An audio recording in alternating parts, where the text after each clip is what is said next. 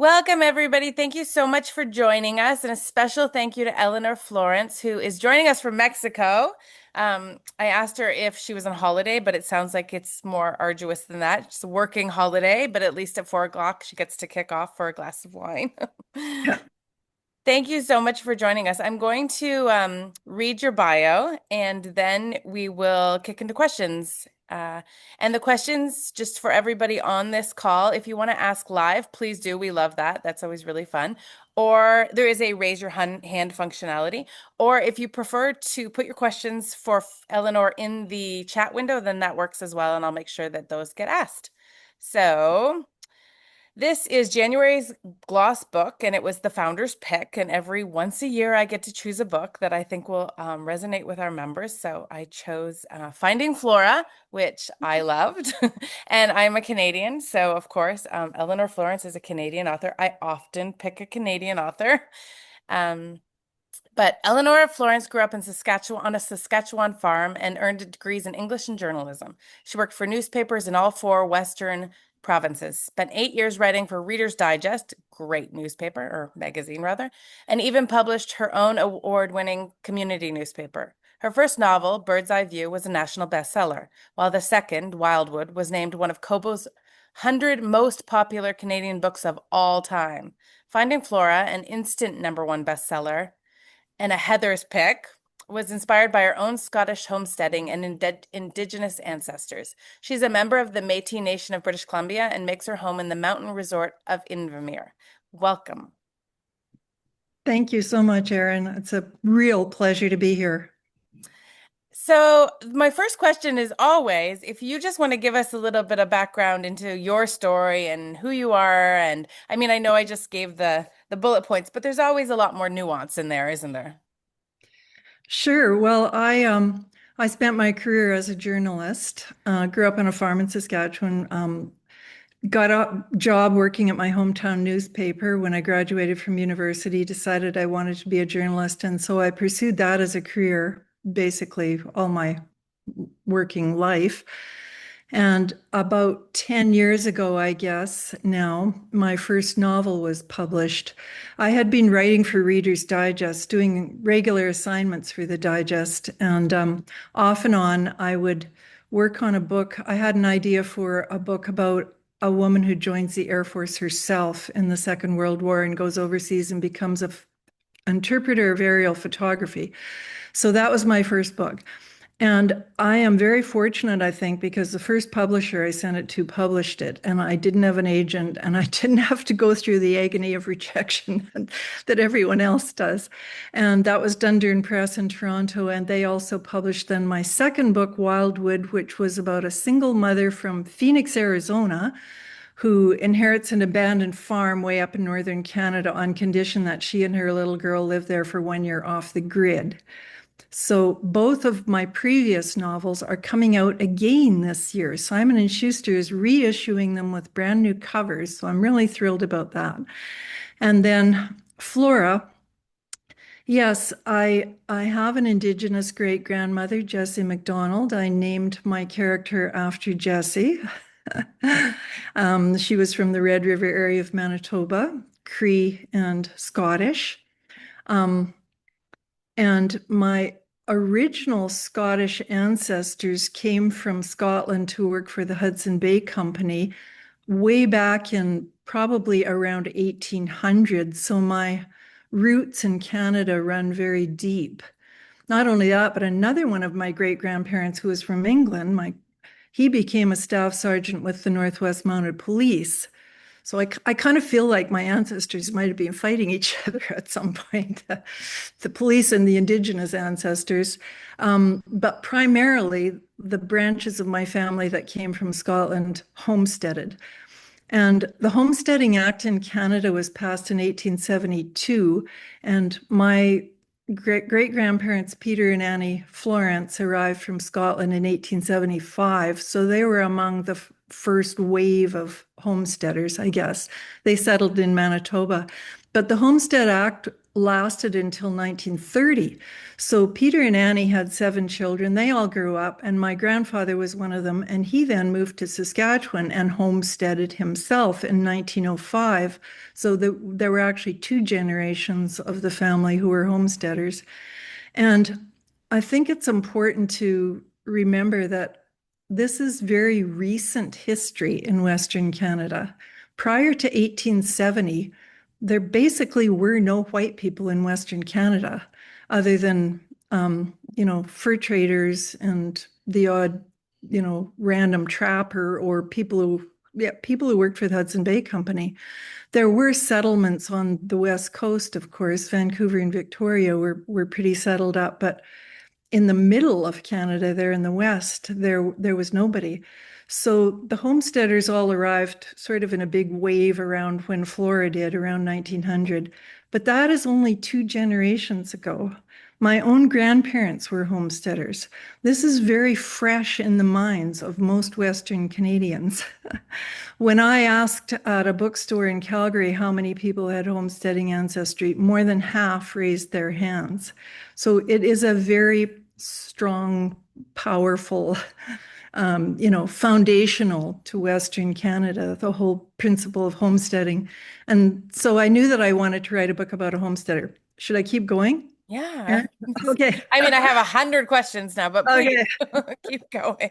So I thought, well, I'm going to write about a woman homesteading alone. And imagine my dismay when I discovered that single women in Canada were not allowed to claim their own homestead, free homestead.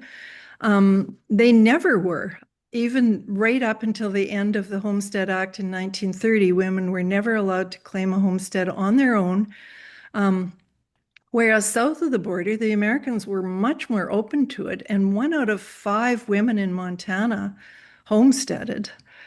1 out of 5 homesteaders in Montana was a woman. I attribute that to the sort of very misogynistic British tradition, which in many ways the British tradition had its advantages for sure, but they were a fairly racist and sexist government at that time. And I believe the subtext of that decision not to allow women to homestead was that they really wanted them to marry farmers and produce white children to settle the West. You do not see any BIPOC homesteaders. They were primarily British and American. A lot of them came up from the States. And then they decided to widen the net and they opened homesteading to white countries in Europe, Germany, France, Scandinavian countries, Russia, Ukraine. A lot of Ukrainians came. And they were sort of like, oh, well, they don't speak English, but at least they're white and they will assimilate and they have to become British subjects. So that's basically who settled Western Canada. So actually, the 3 houses, the Chicken Ladies, Jessie, and Flora, would not have been able to exist. The Chicken Ladies bought their farm, so they did Okay, not claim a homestead. right. Only Flora and Peggy uh, asked for free homesteads from the government, and then they had to meet all these conditions. And Jessie had inherited the land from her own father. Right. Okay. Okay. Fascinating. Well, you said it's like such recent history, and I have to admit, like when I was reading it, it did feel like we are sitting like in your house with your running water and everything. It does, you do feel very removed from the time, and it does feel like a long time ago. So thank you for reminding us that actually, uh, Well, yes, I grew up on a farm that didn't have running water until I was 14, so I didn't really have to do too much research into the whole idea of using an outhouse and hauling water. just so you said Jessie McDonald, you used the namesake. Was she anything like your ancestor? I don't know. We don't know anything about Jessie. She died at the age of 37 after giving birth to her 9th child. Um, but I did model Jessie after a real Indigenous woman who lived in my community where I live now in the Windermere Valley of British Columbia. And her real name was Rosalie Kinbasket. And she was a real rootin' tootin' mama. She broke horses and she trained dogs and she guided for hunters and, did all the things. And she went to residential school for one term. She was the chief's daughter. And she came back and told her father she was never going back again. And she didn't. So I'm not sure how that worked because I know that they had legally they had to go, but knowing Rosalie, she hid in the bush or something, or maybe her father managed to help her avoid school. But yeah, she was a character, and I only know about her from the history books. But the her great niece, I requested permission to use Rosalie's, you know, personality and also credit her in my author notes, and they were absolutely delighted, of course, that somebody remembered Rosalie. For sure. So again, I'll just tell everybody who's joined us since we started that if you want to ask a question, you're absolutely welcome to do so. You can ask it live if you want to. There's a raise your hand functionality, or you can pop it in the chat window and I'll be sure to ask Elinor. Elinor, let's go back to the start of your story where you're talking about publishing. And a question came to me when you were saying that you were very lucky because you're right. We hear tons of horror stories about trying to get published. Do you think that had a lot to do with your background as a journalist? No, I don't think so. The journalism and the novel writing worlds are two completely separate industries, really. And in fact, I had a heck of a time making the transition from nonfiction to fiction because I went to Carleton University in Ottawa. It was pretty strict at that time. And, it was just drilled into our heads. You never make anything up. You never say what people are thinking or feeling. You don't know what they're thinking or feeling. You only know what they say. So newspapers is about what people say. And to make the transition to fiction, I found it really hard in my first book. Especially dialogue. I didn't know how to write dialogue, and I kept looking for my notes beside my desk to copy what people said, and there were no notes. So that it was a struggle. And no, I don't think what happened was when I sent my manuscript in, a lovely lady named Sylvia McConnell read it and fell in love with it and championed it through the process.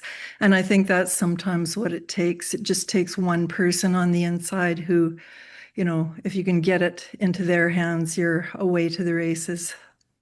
I mean, and it's not like it was an easy book to write, your first one. I mean, you went straight into World War II, which is I'm sure you get messages from people even now saying that's not right or this is wrong just because everybody views it differently the way it happened, right? And you have to be so careful with historical accuracy. So how did you find that first process then? And how long did it take you to Actually, write? it took me years off and on, but I'm happy to say that there are no mistakes in that book. Good, Prove me wrong. good. But I interviewed so many veterans and for that book, and I'm fortunate that I wrote it long enough ago that there were still a lot of living veterans around. They've all died now.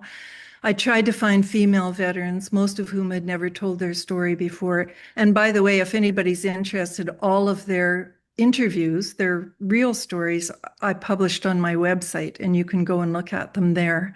Cool. Um, but I do, I was so anxious and nervous because historical fiction covers a lot of territory, but in my case, I was writing like living historical fiction because there were people alive who knew when I would make a mistake. So I was really, really careful. And I was so happy that several veterans afterwards, guy who flew a Halifax bomber, he said, I read that book and I couldn't find anything wrong. So I was very happy.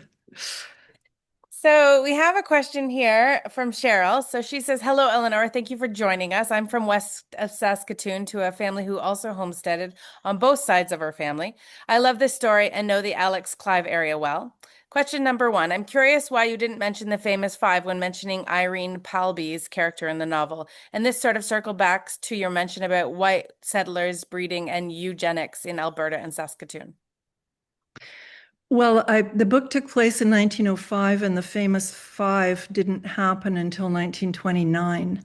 So I didn't really get into Irene's political career because at the time in 1905, she was just starting to get active by becoming the president of the Associated Country Women of the World, I think it was called. So I didn't address any of that, no, simply because I was trying to stay true to the time period. She gave you a thumbs up.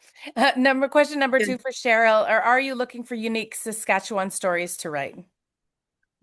Well, I'm always looking for unique Western Canadian stories. I don't, well, for one thing, Finding Flora, when it opened, it wasn't Alberta or Saskatchewan.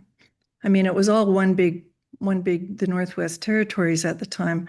And the book that I'm working on now is taking place, I've set it in 1890. I keep going backwards, I think. Mhm. I feel my first book was 1939, wartime. My second book was 1924. The Oh, Finding Flora is 1905. Now I'm going back to 1890, and I'm writing it in the area between Maple Creek and Medicine Hat, if anybody knows where that is. But again, there were no provinces at the time. And at that time, I feel like Alberta and Saskatchewan were very similar. I mean, they kind of separated and got their own personalities later on. But at the time, it was all one big landmass.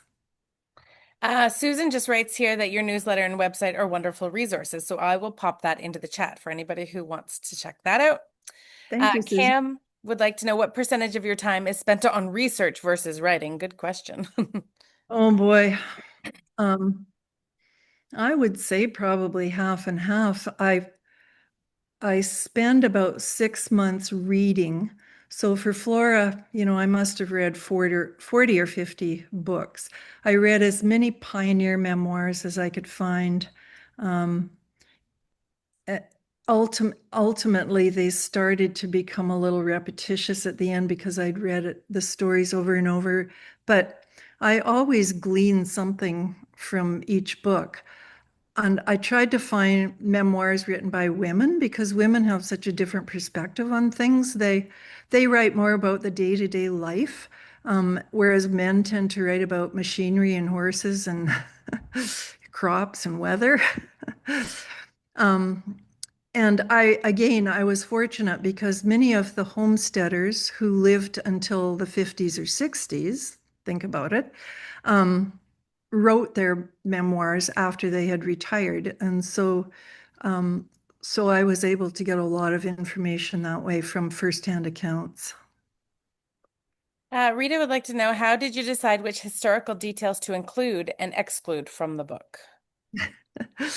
Well, they talk about historical fiction writers being either putter inners or taker outers. So what I do is I put in everything initially, and then I realize that's way too much information. People are not going to want to know that much. And so then I go through and start taking stuff out. For example, I probably, when I was writing about what Flora needed to homestead and what she needed to take with her to the homestead, that was probably about 5 pages long. And then I thought, there's no way anybody needs to know the exact number of, horseshoe nails that she took with her. So I had to go back and rewrite that part and make it more readable. Sujatha is in Australia and would like to know if it's based on a true story. No, no, not exactly. No, there was no Flora. Um, Having said that, I like to create my fiction as accurately as possible so that it's like I create fictional characters who are walking through history and everything that happens really happened. Lucia would like to ask, she said she noticed some connections to Susanna Moody's Roughing It in the Bush. Was this one of the books that you read? Yes, it was, although her experiences were very different because she came to Ontario long before there was a Homestead Act and lived in the forests of Ontario, so a very different environment.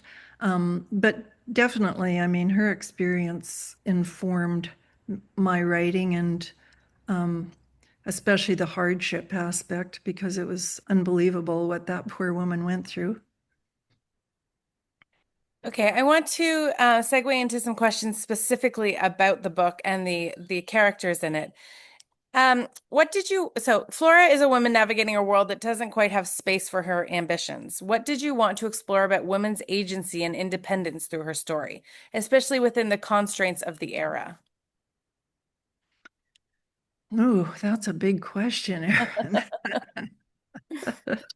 Well, I like to write about strong women, rising above adversity. In this case, not just the environment, which was the main adversary, but that she didn't really have um, a lot going for her. Um, Although I will have to say I did try to be fair to men in this book, and I did get a comment from one male reader, and he said, "I just finished reading Finding Flora, and I just wanted to thank you for not making all men out to be assholes." So, so she was helped by men, obviously. There were and such was the case. I think what really struck me about researching that time period was how women were freer from the constraints of their past, particularly their British past. Um, there, the classes were very much leveled when they came to Canada. And in spite of the fact that women suffered terribly because of the isolation and the lack of medical care and all the other hardships they endured, many of them absolutely thrived on that life. They were able to reinvent themselves and they became equals with their husbands. And the three prairie provinces were the first provinces in Canada to give women the vote. And that was due in part to the championing of their husbands who said, "My wife does as much on this farm as I do. She deserves to have a say." And of course, they also wanted every household to have two voices in Ottawa, not just one. So that was another factor. But yeah, I think that women really proved themselves in that respect. Flora's resilience feels earned rather than romanticized, in my opinion. Were there moments where you deliberately resisted making her strong in the conventional sense? Mm, I'm not sure. Could you give me an example where you thought she was vulnerable? Um, I mean, the fire, I mean, I feel like she was vulnerable quite a few times Yeah, I mean, where it was understood, right? right. Um, but like she had to be vulnerable. I mean, characters have to be vulnerable to be like relatable. So I just wonder if there was any times where you're like, well, she's such a strong, she'll be fine, she'll get through this, and Oh, had to be like, oh no, I can't do that. Like I have to make her real. I guess maybe that comes into play with the love story because I didn't want to make the whole focus of the book the romance and, being rescued by the doctor and all that stuff. I really wanted to make it her story, and he was just sort of the icing on the cake, I guess. Yeah, and but she moved off her homestead in the end, didn't she? She moved into town with him, and I did wonder, how is this going to work? Yes, and I should ask you because I'm sure you must have discussed it at your book clubs. How did you feel about Flora moving to the Yellow House? Do you think that was a good ending for her? Did anybody want to comment on that? I haven't actually done a book club yet for this because I'm in Indonesia.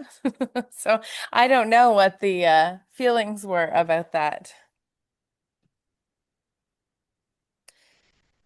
Oh, and Rita's Okay. book club is right after this. Somebody says it's a good idea. Yeah. I'm glad because I wanted her to have a home. I mean, the whole thrust of the whole book, the theme was her desire for a home of her own that nobody could take away. Um,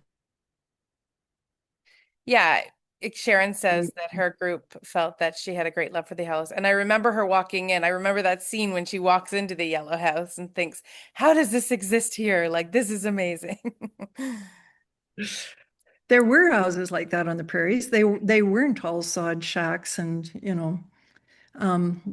if people came from the old country with money, they tended to spend it building a comfortable home. It's amazing though, because like you're describing her shack being built and like in my mind, I'm like, how can she live in that? And then you hear the chicken lady's house and it's like, yeah, that's more my style. Yeah. Well, they did live in those shacks, 10 by 12 shacks, and they built them small for a reason, actually, because they had to keep them warm in winter, and you couldn't heat a larger building with firewood. So it was pretty efficient. Um, Eleanor, what was your research about remember that gentleman, and his name escapes me now, but the terrible one who actually got fired in the end, but who came out and checked on her all the time. What was your research about the people that played those parts in history? Well, he was purely fictional, Yeah, but I knew that the homestead inspectors did come around and check up on the homesteaders to make sure they were on track with their conditions. And I knew that women were subject to a greater level of inspection sure. than the men. So I basically created him as the villain. Um, Frank Oliver, the Minister of the Interior, I didn't really have to paint him blacker than he was because he was a very sexist and racist individual. And although he had an incredible effect on the West, owning the first newspaper, he was instrumental in having Edmonton declared the capital of Alberta. But at the same time, he was death on women homesteaders, and he blocked any application they ever made to change the law. That there was a petition of 13,000 signatures by women that was sent to Ottawa asking for free homesteads, and they were turned down primarily because none of those 13,000 people had a vote. So therefore, they could do whatever they wanted with them. Sterling Payne, yes, that was the inspector's name. The setting plays a powerful role in shaping Flora's choices. How did place influence the narrative for you? And did it ever push the story in directions that you didn't expect? I wouldn't say so. No, my DNA is in the prairies. I have a deep love for the prairies, even though I live in British Columbia. I own land in Saskatchewan. I own farmland that my brother farms for me. We go back to the farm every year. I visit my childhood home every year, and I love the landscape. And just, I mean, that prairie landscape features heavily in all of my books, Mm. all four of my books. And I'm just a prairie writer. I can't describe it any other way.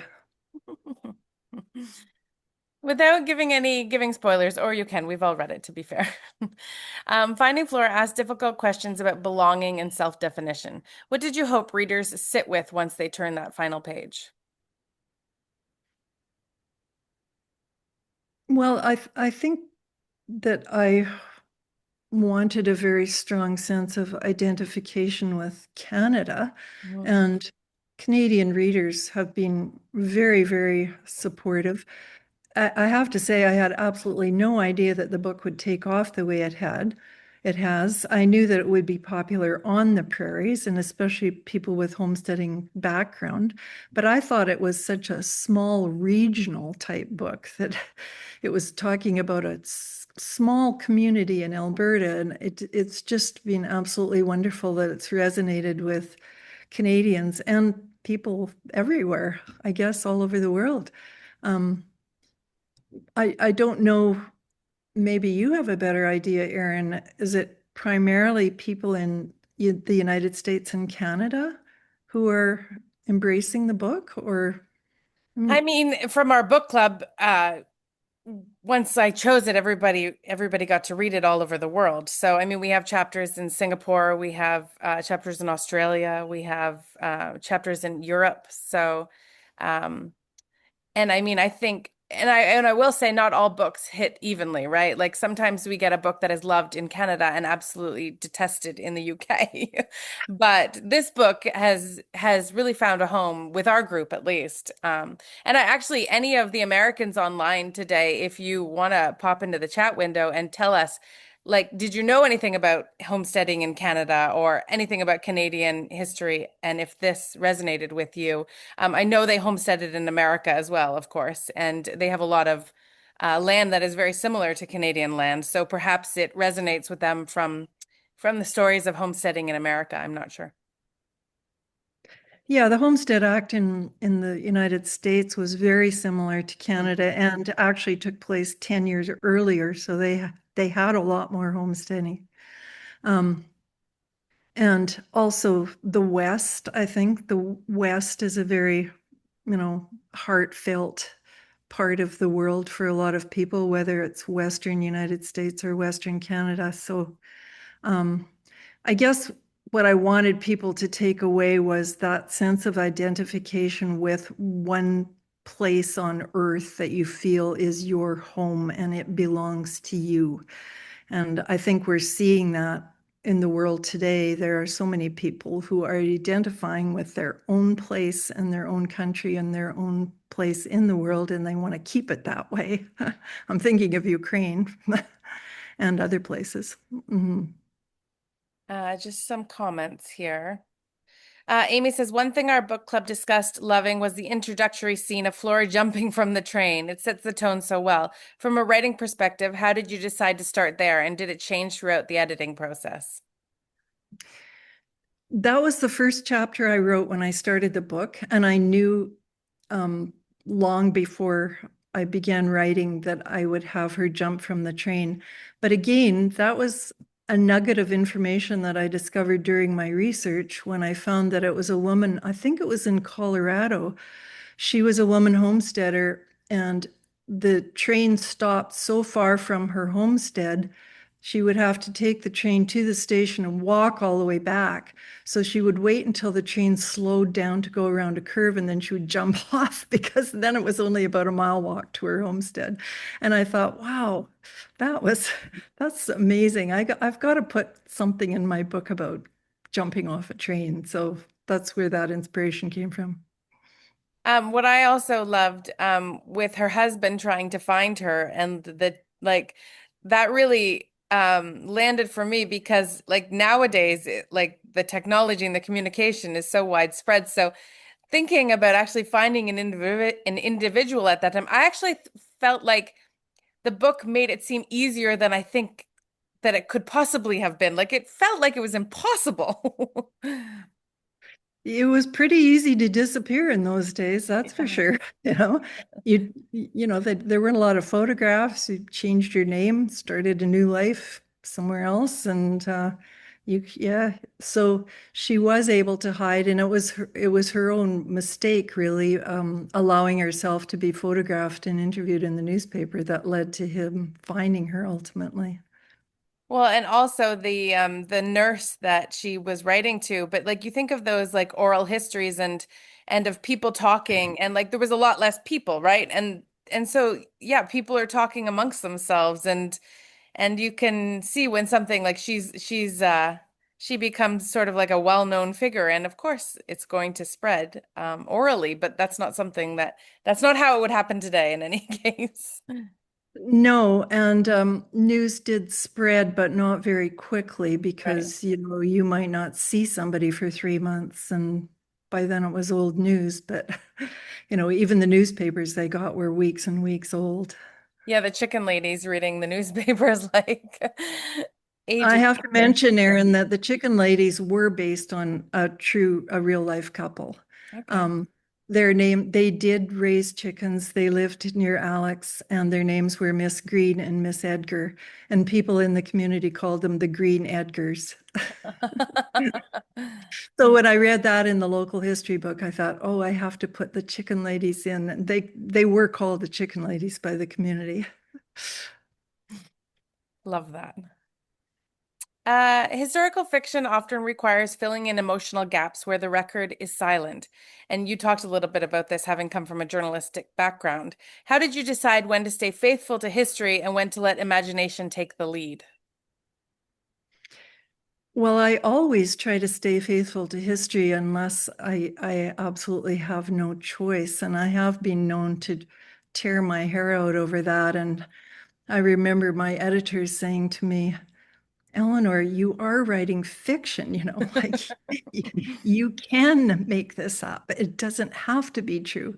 But yeah, historical fiction is such a broad spectrum because it goes right from one end of the scale where people are trying to be as true as possible to historical fact, and I'm at that end.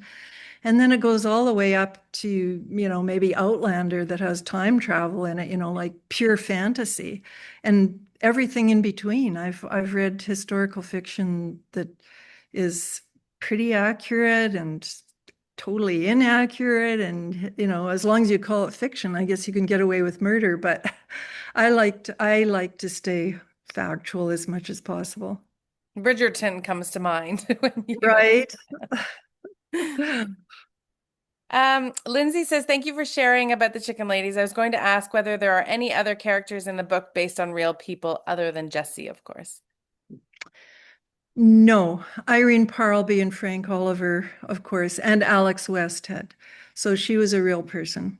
And by all accounts, she was like the character I portrayed in my book, very hoity-toity, very British, complained about the servant problem all the time. Um, so I'll just give you a little interesting tidbit about Alex. She never had any children. Her husband did leave her and moved to Vancouver with his farm manager. So I have no idea what that was about, but he did leave her. And she did run the ranch successfully by herself until 1940 when she decided to return to England. And she got a job working on the Rothschild estate in England, which has huge public gardens. And she was quite a gardener and a farmer, of course. So she got a job working on the Rothschild estate. And when I was researching my book, I contacted the existing heir of the Rothschild family fortune, Lionel Rothschild, and he answered me. He's an Wow. old man now, and he remembered Alex Westhead. It was unbelievable. He's in his 90s. He was a child when Alex came to stay at their estate and work for them.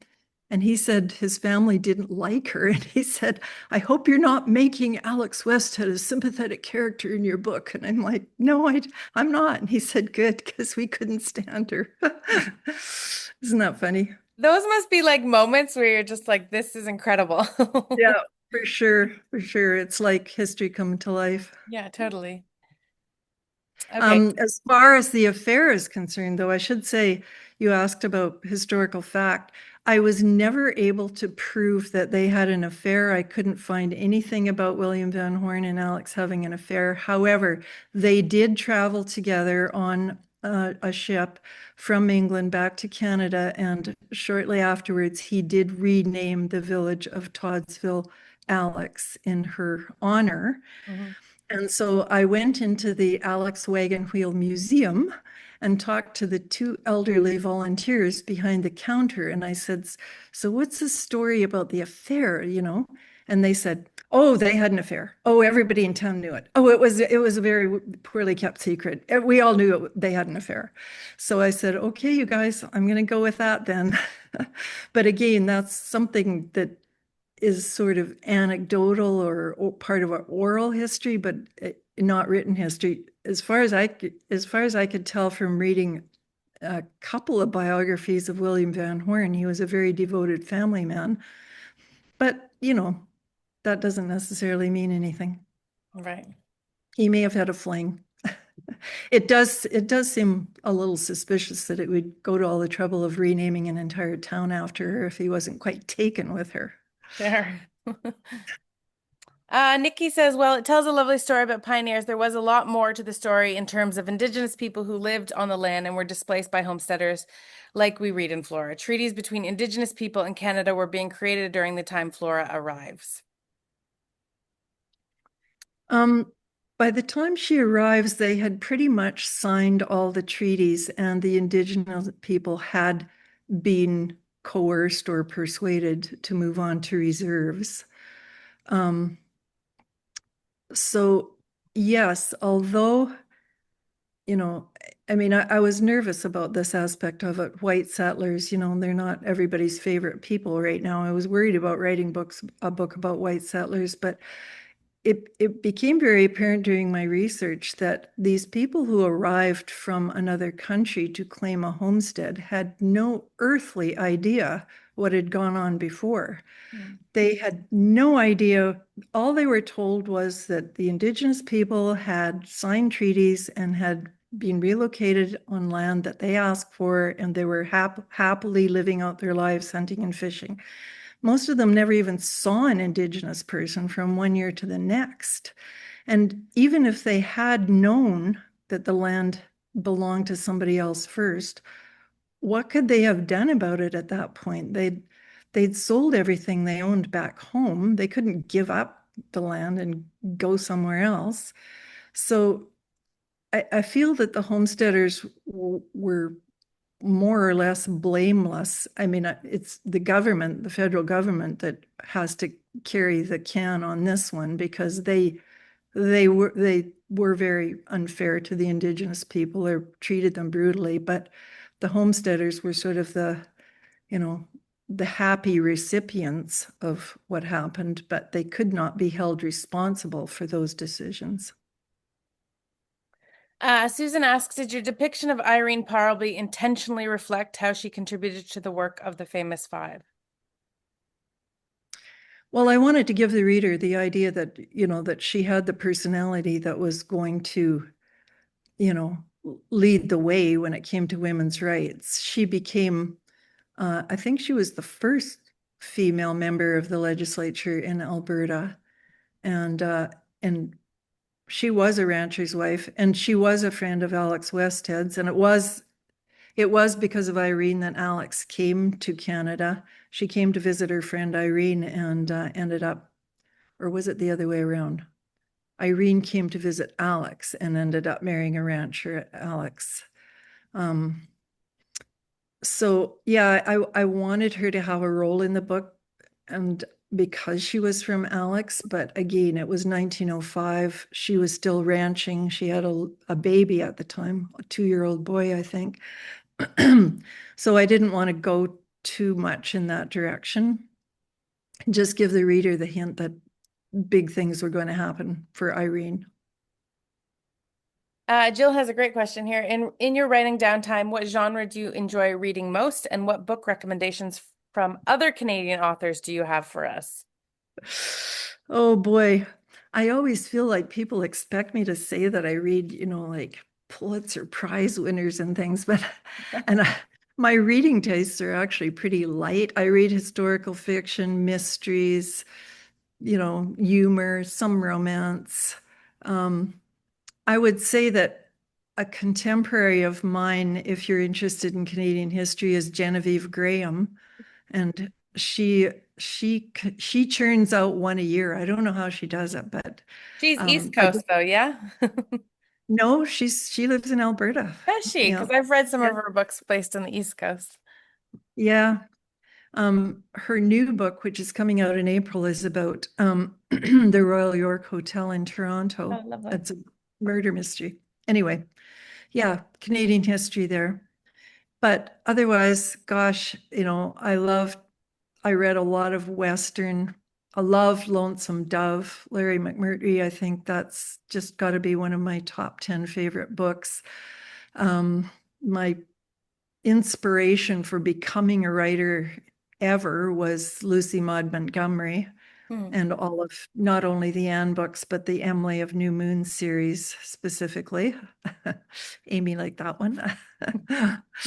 um, yeah, I don't know. I do on my newsletter, I recommend a book every month that I've read. So if you want to go back and all my newsletters, I use the word newsletter. It's really a blog, but I just hate that word blog so much. It's short for weblog, in case you didn't know. Um, so I on my website it's called a blog, but I send an email link out every month, once every month, and in that link I call it my newsletter. But they're all there. I've been writing my newsletter slash blog for 12 years now, and I've Wow. never missed a month. I've never missed a Wow. month. I know. So you're quite welcome to sign up there or drop me an email and I can do it for you if you can't figure out how. Oh, amazing. Rita has asked, when did Finding Flora become the title, and what alternatives did you consider, if any? Oh, yes, my original title, which now I don't like as much, and I realize Finding Flora is a better title, but my original title was Firing the Heather, Hmm. because I thought that kind of captured the whole, movement. But then the publisher, Simon and Schuster, asked me to come up with 5 alternative titles, which I did, and Finding Flora was one of them. And now I feel that that's a very fitting title. It's kind of a threefold title. Flora is finding herself. Her husband is trying to find Flora, and she's also finding all the new plants and crops and grasses, the flora of the prairies. Fighting the Heather, where did that come from? Because that featured fairly prominent as well in the book. It's actually the title of Nellie McClung's autobiography, and she was one of the famous 5 Mhm. from Manitoba, and she wrote her own book, and that's the term that she used for the movement of the famous 5 and other women's rights activists. And so I borrowed it. Maybe that's another reason the publisher didn't like it because there already was a book with that title. Although these days, so many books have similar titles, it's hard to find one that hasn't been used already. Sorry, I think I asked my question incorrectly. So that you knew that saying already because you'd heard it in history but was that like what you started with for the book? Like was that kind of like the basis? That's what I that's what I called my manuscript, yes, until the final stage of publication. Um, all right. So to finish off, we would love if you can tell us anything about your new book. I don't know if you can or not. Oh, yeah. Well, first, you were talking about research. I just want to tell you one funny little anecdote that Oh, please do. we'll always get a kick out of. I think it was Indigo on their website. They asked me on my author profile on the website, they wanted me, that one of the questions they asked was, what was the strangest thing you researched? And I have to say, it was how to horsewhip somebody. I made the mistake of Googling whipping. And you can imagine what I got. So anyway, I had to figure out how to horsewhip somebody, and I got my husband to act as the hapless victim, and we stood in the living room, and we probably spent half an hour, like me slashing at him and him falling down and saying, "Oh no, well, the whip should wrap around his leg and then he can fall sideways," and then blah, blah, blah. Anyway, we rehearsed the whole thing, but we were killing ourselves laughing. But again, in the interest of authenticity, I didn't actually whip somebody, but I pretended to. Um, my new book is called Touching Grass, and I believe that title is going to stay. And it takes place on the southern prairies, and it is set in 1890 in early ranching territory. I feel like I had done farming and homesteading, to death. But early ranching in Canada, I feel like it hasn't really been written about. I couldn't find any novels set in ranching territory. Um, it has a very interesting background, and it's a very integral part of Western Canadian history. So it'll be kind of like my Canadian Yellowstone, Amazing. minus all the violence, because Yeah. in Canada we didn't do that. Um, And when will that publish? okay, so Simon and Schuster's bringing out my previous two novels, Wildwood in April, Bird's Eye View, my wartime novel in November in time for Remembrance Day, and Touching Grass will appear in April 2027. So it's the one that I'm working on now, and I have to have it finished by the summer because it takes about 8 months for a publisher to accept your manuscript and then get it into print, which seems like an incredibly long time considering people who self-publish can, put it up the next day. But they send out advance review copies, as you know, Aaron. They get blurbs and recommendations. They submit to book bloggers and book influencers like yourself. Then they have to design a cover. They print the book by Christmas. In January and February, they start distributing it to bookstores. So by April, when my book comes out, then it will be ready to go. Yeah, it's a long process for sure, but we're excited and we have the other two books that we can read in the interim, so it's fine. If Yes, you and I haven't hope you already get, read them. yeah, thank you. Anyways, thank you so much, Eleanor, for joining us today. And it was really, your book was really, really well received globally, really, by all of our chapters. So it was definitely, I was very happy with the choice, my choice. And we can't wait to see what's next for you. Thank you very much. And please, everyone, feel free to email me. I love to hear from my readers. I say on my website that I answer every message, and I do. I answer every email and every Facebook message and every Instagram message that I get. Those are my two platforms, Instagram and Facebook. So you can follow me there or sign up for my newsletter, and I would love to hear from you. Thank you so much for inviting me. All right. Thank you. Thank you, everybody, for Okay. joining us this evening. Bye bye.